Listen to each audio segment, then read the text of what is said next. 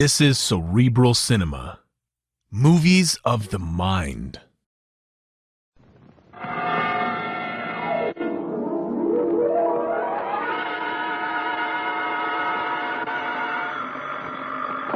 Sam Spade Detective Agency. Me, sweetheart. Sam, how inopportune. I was just thinking of you. Me and who else? Both my ears were burning. No, Sam, no. With regards to our shortage of office supplies. Don't give it another thought, F. This was going to be a short report. Short and sweet, Sam? Hardly, Angel. In fact, barely. Well, Sam, if you had asked me, I could have told you. That girl was merely trying to stir up a tempest in her boyfriend's teapot. Again? It was perfectly observant to me, Sam, that she had sour grapes written all over her. Sour apples, Effie, but you're warm, and that's why I'm so fond of you. Oh, thank you, Sam. I'm glad I could be of help, though I must confess the apples are over my head. Well, don't feel bad about it. That's how Newton discovered the law of gravity. Stay where you are. I'll be right down to dictate my report on the Apple of Eve caper.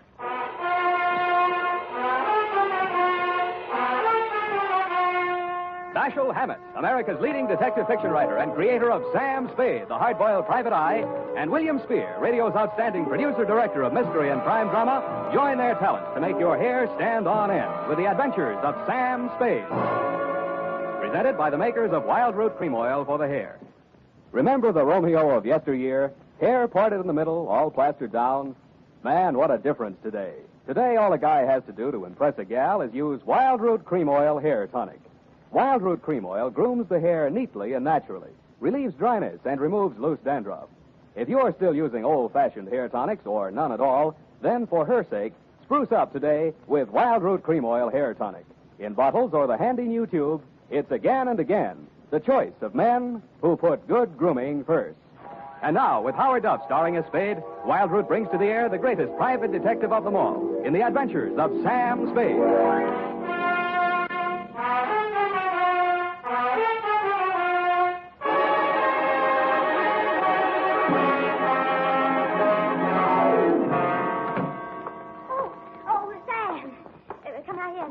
Sure. Why are you so nervous? Oh, nothing, really. I'm just glad to see you, dear. Oh, I'm glad to see you. That's all. Come on, out with it. What are you hiding behind your back? Well, it's a surprise, Sam. So you just run along into your office, and I'll be right with you. Surprise, huh? Let me think. Father's Day? No, surely not. Oh, no, Sam, no. It's just as regards our shortage of office supplies. I do hope you'll be able to mince your words. What's all that junk you got stuffed in between the pages of your notebook? Where? Oh, well, Sam, you see, improvisation is a child of necessity, so, to stretch our supplies, I just cut up some old strips of waste paper in case we run out of the genuine. Well, very ingenious. Shall we commence? Yes, but not too many corrections, Sam. I'm afraid this eyebrow pencil might not last. Well, don't bear down on it. Where was I? No place, Sam. Date? I already have that, Sam. This one goes to... Hey, Yes, Sam? the calendar. Where is it? Calendar? Which calendar, Sam? You know perfectly well which calendar. It's been hanging there on the wall for 3 years. The one from Harold's Club in Reno. Oh, that old calendar. It was out of date anyway, Sam. That calendar was timeless. It was not, Sam. It was vulgar. That's a lie. I met the girl who posed for it. In more modest circumstances, I hope. Put it back. Now, Sam, don't. F, what did you do with that calendar? You mustn't excite yourself, Sam. Let me see that notebook. Yes, Sam. Uh-huh. Old waste paper, indeed. An art treasure mutilated. And for what? To serve your own base purposes. Just because you were too absent-minded to order a few office supplies. But I frequently alluded to our dwindling resources, Sam. But no, you were too proud. Take these and put them in a safe place. You can put it back together with Scotch tape on your own time. Oh, we're out of Scotch tape, Sam. We've got a first aid kit, haven't we? We used to. Use the adhesive. Date, June 19, 1949. I won't soon forget that. 2, Detective Lieutenant Dundee, Homicide Detail, San Francisco Police, from Samuel Spade, license number 137596. Subject, the Apple of Eve caper. Dear Dundee. The start of it was yesterday when Eve Adams first walked into my office. She was angry, and she was terribly, terribly hurt. In fact, she had a shiner, a swollen jaw, and somebody had bitten her on the arm. And furthermore, she had the audacity to suggest that there was something shady between I and Mr. Hagen when it is an item of public information that her and Gort Hagen was washed up practically before they started. And I might just add in passing... Just a minute, Miss Adams. You say this girl came to your apartment in a jealous rage and attacked you without provocation. None whatsoever. I never opened my trap to her, except to remind her that it would have been a blessing to the human race if her old man had never met her old lady. And if she thought those 3 layers of pancake on her puss could fool a blind man as to her true age, and seeing as what her mouth was, she should never open it for fear of what might come out. I see. And the girl's name? Down at that flea bag where she works, she's billed as Dreama Love. And is she ever a nightmare? Dreama Love. That's Dreama? It says there, but I do not intend to take this episode lying down on my chin, Mr. Spade. Why, if it had not been for the timely arrival of my concierge, that cheap mare would have brained me with my own gin bottle. I see. Landlady broke it up. And you say she threatened to return with a gun and blast you if you continued seeing Mr. Hagen. That is a fact. And she is just cheap enough to try some low trick like that. Mm-hmm. And what do you want me to do, Miss Adams? I want you should pay a formal call on that dame and tell her that upon the very next occasion of any violence or threats thereof out of her, I'm going to yell cop. In fact, Mr. Spade, I am placing my life and limbs in your hands, and if you are anything of what you're cracked up to be, you will have no difficulty in giving that creepy crow the bum's rush straight out of my life. Pardon me, Miss Adams. My secretary seems to be calling you. Out of my way. I know who's in there, and I'm going in. Out of my way. Mrs. Spade, it's her. Keep her off. You should have hired the 4th Marines, dearie. Now, ladies. Ladies, please. Break it up. I'll show you who to get tough with.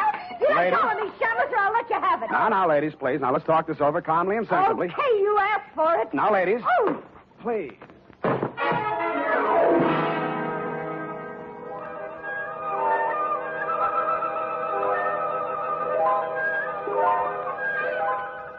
wake up. Oh, Sam, speak to me. Sam. Oh, no. Don't hit me again. No, you can have the jewels. Oh, Sam, you poor darling. Here, drink this. What is it? Tastes awful. Water, Sam. Oh. Where'd they go? Well, they chased each other down the hall. I thought you'd gone out. I did. What did she hit me with? Well, she took a sap out of her purse and let fly before I could prevent it. Yeah. But you were still on your feet when you told me to close the door. Fine thing. Help me up. Oh, yes, Sam. Easy. Oh, when I think of you lying in here unconscious all that time while I went out to lunch. What? If anything had happened to you, I'd never forgive myself. You call this nothing? Oh, you poor, dear, brave boy. Now, you just sit down and relax. Now, the ambulance will be here any minute. Ambulance? Don't you know these things cost money? Oh, I'm sorry, Sam. I lost my head. When I saw you lying there all of a heap, I couldn't help Forget it. What's that gadget there on the floor? Oh, it's lipstick. Must have dropped out of her purse when she opened it for the sap. Huh. Apple of Eve. It's a ghost color, Sam. Apple of Eve. Unique Garage, Harry speaking. Spade, this is Dreama Love. Keep your distance. Look, you left your lipstick, but don't bother to come after it. I'll mail it to you. What kind is it? Apple of Eve. Sorry, I've never used it. Good, then I won't give you another thought. Oh, but you got to. She's dead. Eve Adams? Yeah. She jumped into a taxi in front of your building. I went straight after her. But I got caught in traffic where they're tearing up Market Street. That could be anywhere between the Embarcadero and Twin Peaks. Fine alibi. What comes next? Well, I'm at her apartment now, and she's dead.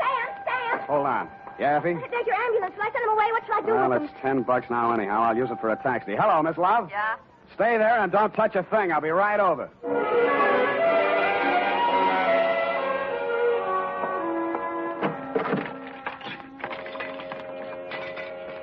Dreama hadn't waited, if that was really where she'd called me from. Eve Adams was on the bedroom floor in front of a dressing table. There was broken glass all over the floor. The place reeked of perfume. The front of her negligee was splashed with red. I looked for the wound, but I didn't find any. Then I looked at her hands.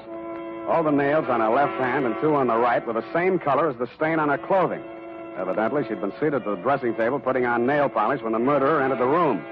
The back of her head had been creased by the well-known blunt instrument, such as a heavy sap. I felt the bumps on my head and looked at the overturned nail polish bottle on the dressing table. It was called Apple of Eve.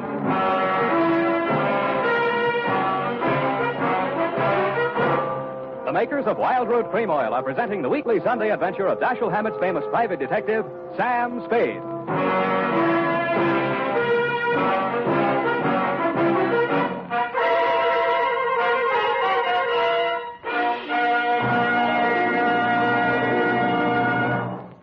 Now, here's important news on good grooming.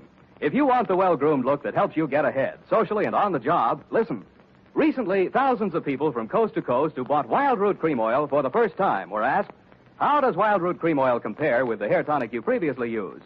The results were amazing. Better than 4 out of 5 who replied said they preferred Wild Root Cream Oil. Remember, non-alcoholic Wild Root Cream Oil contains lanolin. It grooms the hair naturally, relieves dryness, and removes loose, ugly dandruff. So if you want your hair to be more attractive than ever before, get the generous new 25-cent size of Wild Root Cream Oil, America's leading hair tonic, on sale at all drug and toilet goods counters. It's also available in larger economy bottles and the handy new tube. By the way, smart girls use Wild Root Cream Oil, too, and mothers say it's grand for training children's hair. Get Wild Root Cream Oil. Again and again, the choice of men and women and children, too.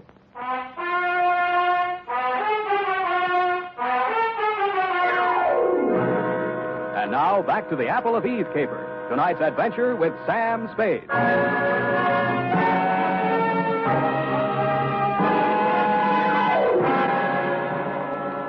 Second time around the murder apartment, I noticed something I hadn't caught the first time. Some smears of Apple of Eve nail polish that didn't show very distinctly against the rust-colored carpeting, but left a clear trail across the kitchen linoleum. When I opened the back door, I smelled burning cloth. There was an incinerator just outside, and from it I fished a man's shirt, partially burned. The initials in the pocket were still intact, so were the red stains under them. The initials were G.H. The stains were, you guessed it, Lieutenant dear, Apple of Eve.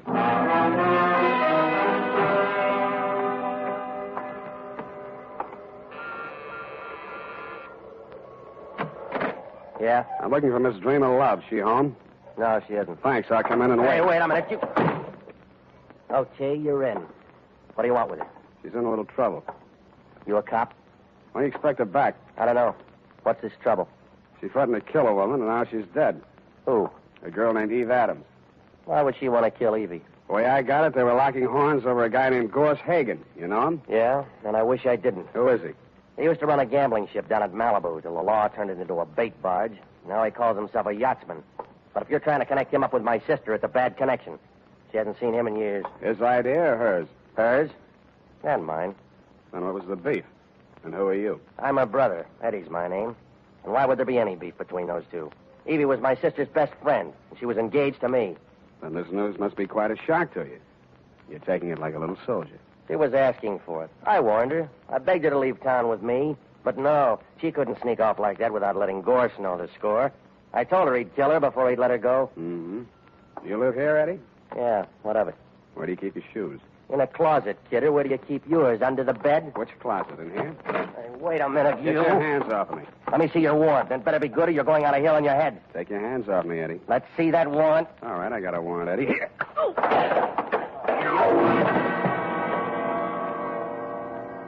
I didn't find what I was looking for, a pair of crepe-soled shoes with traces of Apple of Eve nail polish on them, but in one of his coat pockets I found a sales slip from a department store cosmetics counter. There were several items, but the one that interested me said, 1 lipstick nail polish set, Apple of Eve. About then, I smelled brandy, and a voice behind me said, What happened to the kid? Huh? Oh, he asked for my warrant.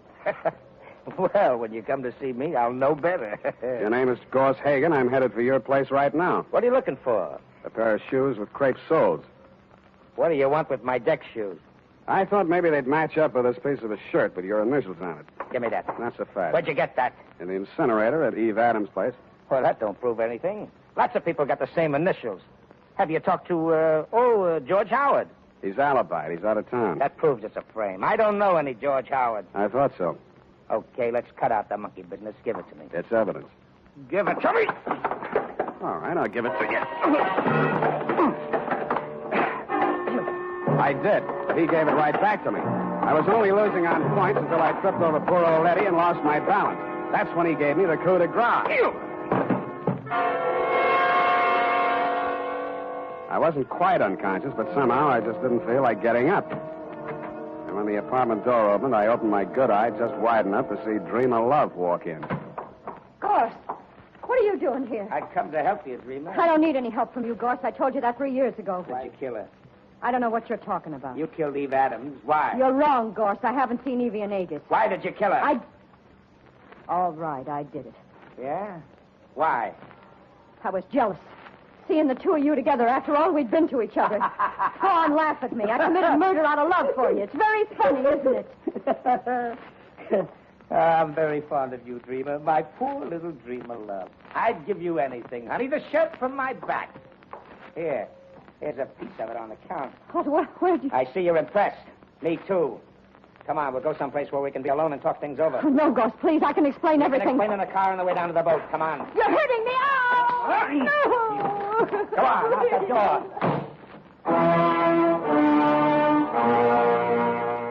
Stupid me, I staggered to my feet and stumbled over to the door. I reached it just as Hagen's car pulled away from the curb. By the time I found a taxi, they were at least halfway to wherever they were going. I didn't know whether the boat he had mentioned was tied up at the Embarcadero, anchored in the marina, moored at Sausalito, or becalmed in Oakland. But there was a seafaring man in our town who knew about such things.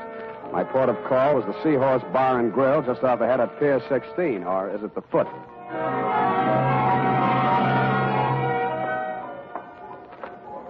Captain Pasoldi? P is silent, son, as in Prasad. My mistake. Salty by name and salty by nature. Only one salty thing I can't abide. Saltwater toffee. My teeth, you know. Here, have a lifesaver. Well, thank you, sir. You're very generous. No, it ain't money, matey, but it's straight from the mint. That joke wasn't. What's up, sonny? You in the hole again? You catch my drift? Yeah. What do you know about a yachtsman named Gorse Hagen? Oh, nicely put, matey. If there's anything lower than a yachtsman, he's it. Mm-hmm. Where does he keep his boat?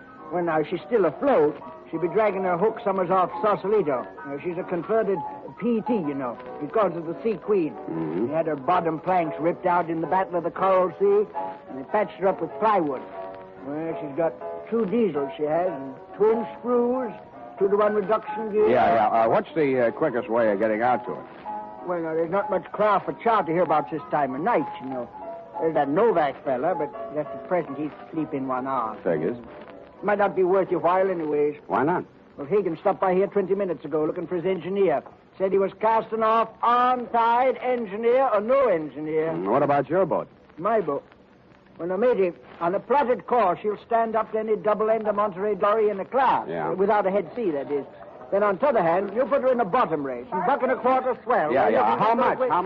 $5 an hour. And that's with you, man, and the bilge pumps. Okay, let's go. This, Hagen fella now. You onto the trim of his sails? Sails on a PT boat? Oh, not the boat, sonny, the man. Cut of his jib. I didn't notice that, but he was wearing crepe-soled shoes. I'll tell you about this Hagen, matey. Fella once tried to board him. A customs officer, no less. What's up? Picked him up 4 days later in a gill net with a fish gaff stove clean through his neck. Here, have another lifesaver. You may need it.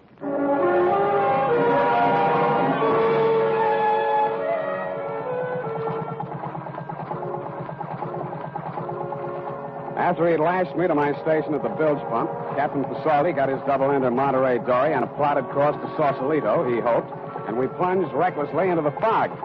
As nearly as I could catch his drift, there was a 50-50 chance that A, Hagen had found his engineer and would be halfway to the Farallone Islands before we could make it past Alcatraz, if we stayed afloat that long, or B, that he hadn't found his engineer and might be having trouble starting up those 2 diesels with the twin screws and the 2-to-1 reduction gears, whatever they are.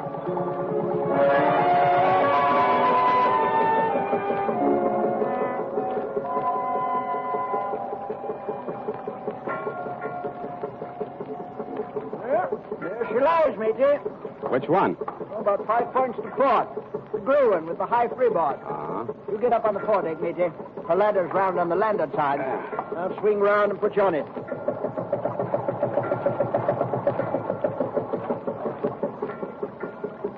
Hey! Anybody home? He's likely below, nursing them diesels. You got to rear back and holler, matey, like this. Ahoy, the Sea Queen! I like that. Yeah, I know there is 'em. Captain Salty, board the Lugger Crabtree. For supercargo, request permission to board, sir. Who is he? Spade! I want to talk to you, Hagen. Captain Salty. Up, down, you clumsy lover. Hit the scuppers. Where'd he get you? Don't write the note. hurts amidships. Here. How do you run this thing? I got to get you to shore. That's throttle. There's your forward gear. Don't pull her back all the way. She'll die. The vacuum tank. You lie still. What are you looking for? Jumper pocket. Lifesaver. In case you need it. I don't know more. Best winds on your after quarter, matey. Remember Okay, take it easy, Captain. Keep her balanced. Don't let your jib ruffle. Keep her on course, matey. Keep... Hey, Captain. Captain Salty. Sour racket.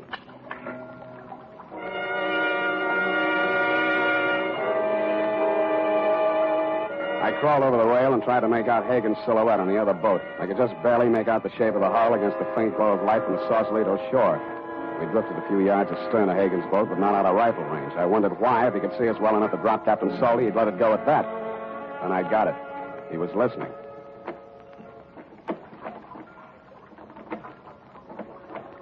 Somebody was pulling out from shore in a rowboat. I didn't waste any more time listening. I dug into Captain Salty's jumper pocket, fished out a waterproof pouch. I took his seaman's papers out of it. He didn't need them anymore. Wrapped it around my gun. Then I took off some clothes and eased myself over the side. I didn't swim for speed, but for distance, stopping now and then to make sure the man in the boat was still covering for me.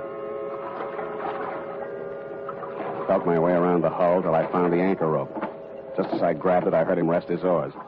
Hagen, who's that? Eddie Love. What do you want? I've come after my sister. Go on home, Eddie. She's sailing with me. That's the way she wants it. You're lying. Wait a second. Come on there, Dreama. What's happened? Your brother's down there in the boat. Talk to him. Well, what am I going Talk to him. All right. Eddie, What's he done to you, sis? I'm all right, Eddie. Everything's all right. Gorse and I have decided... Go on home, Eddie. He's lying to you. He knows you framed him. If you sail out with him, you won't come back. No, Eddie. I'm coming aboard. Eddie, no. Gorse, please. No, Eddie. Eddie. Drop it, Hagen. No. Drop the rifle. Drop you. You're lousy, shameless.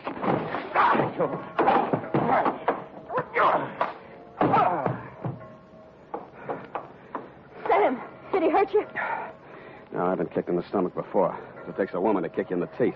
I'm sorry. I don't care what you did. What burns me up, you didn't do it right. I hate a bungler, especially a female bungler. I'm a bungler. You're the one. It would have worked if you hadn't gone poking in the incinerator. I should have called the police. They'd have known what to do with evidence like that. They've been wanting to get something on Gorse ever since repeal. Listen, Angel, any flatfoot could have seen through that setup. Eve Adams was sitting in front of a mirror when she was maced. She saw the murderer enter the room. She got it in the back of the head. That means she trusted whoever walked up behind her. That also means the evidence of a struggle was faked. But the nail polish on Gorse's shirt. You put that nail polish on her fingers after she was dead, laid that trail to the incinerator with a pair of Gorse's shoes where any flatfoot was supposed to think he'd try to destroy the incriminating shirt. But the dumbest thing you did was lying to me about that matching lipstick you dropped in my office. That made you look guiltier than anybody, because anybody could have planted that fake evidence. I didn't kill her. I'm not a murderer. Your brother might have got off easy. Crime of passion. Oh, please don't say that. I can't bear the thought that after everything I did, it's all come to nothing. Here. Have a lifesaver. You may need it.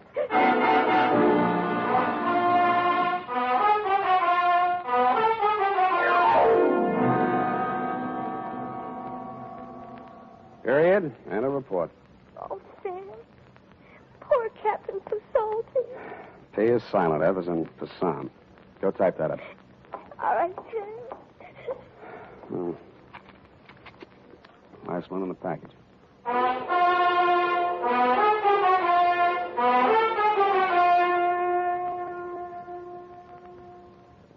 And now, listen to this. If you want the well-groomed look that helps you, listen. Recently, thousands of people from coast to coast who bought Wild Root Cream Oil for the first time were asked, how does Wild Root Cream Oil compare with the hair tonic you previously used? The results were amazing. Better than 4 out of 5 who replied said they preferred Wild Root Cream Oil. Remember, non-alcoholic Wild Root Cream Oil contains lanolin. It grooms the hair naturally, relieves dryness, and removes loose, ugly dandruff. So if you want your hair to be more attractive than ever before, get the generous new 25-cent size of Wild Root Cream Oil, America's leading hair tonic, on sale at all drug and toilet goods counters. It's also available in larger economy bottles and the handy new tube.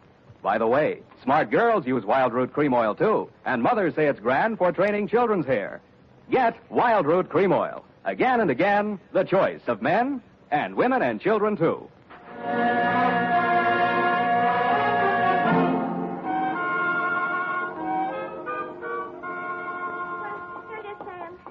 I got. What stopped you? The last page of my notebook owing to our shortage of supplies, Sam. But in a way, I'm glad. Because I didn't have to go through it again. I mean, poor Captain Bassolvi. Yeah, please. Please, now, honest, I'll buy you a new notebook, a nice fat one. Would you like that? Oh, yes, Sam. There's always something so final about final pages of things. When I think of all the risks you take... To say nothing of my clients. I think I'll put a new sign on the door. Abandon hope, all ye who enter here. Oh, but I haven't, Sam. Where there's a will, there's a wisp. There's a what? A wisp, Sam. Small amount. Which reminds me, there's a couple of fingers left. Join me? Just a wisp? Oh, no, Sam. One of us has got to have a clear head. Well, it'll be me. All rest. Good night, Sam. Good night, sweetheart.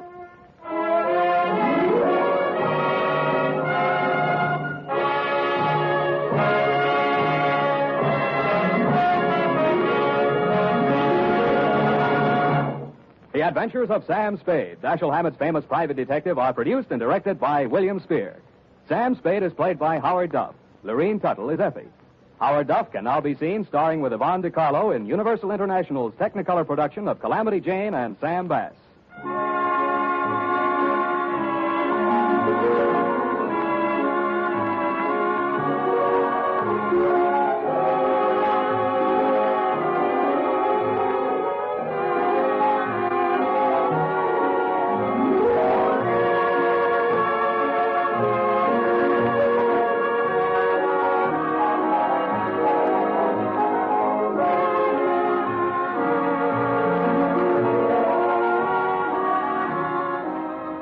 The Adventures of Sam Spade are written for radio by Bob Tallman and Gil Dowd. Musical direction by Lud Gluskin, with score composed by Renee and Pierre Garrigang.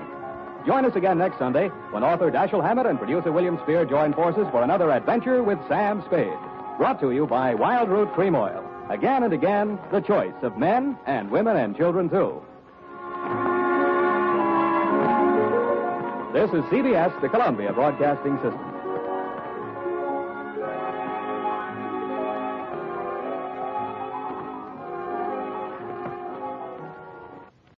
Cerebral Cinema hopes you have enjoyed this movie of the mind.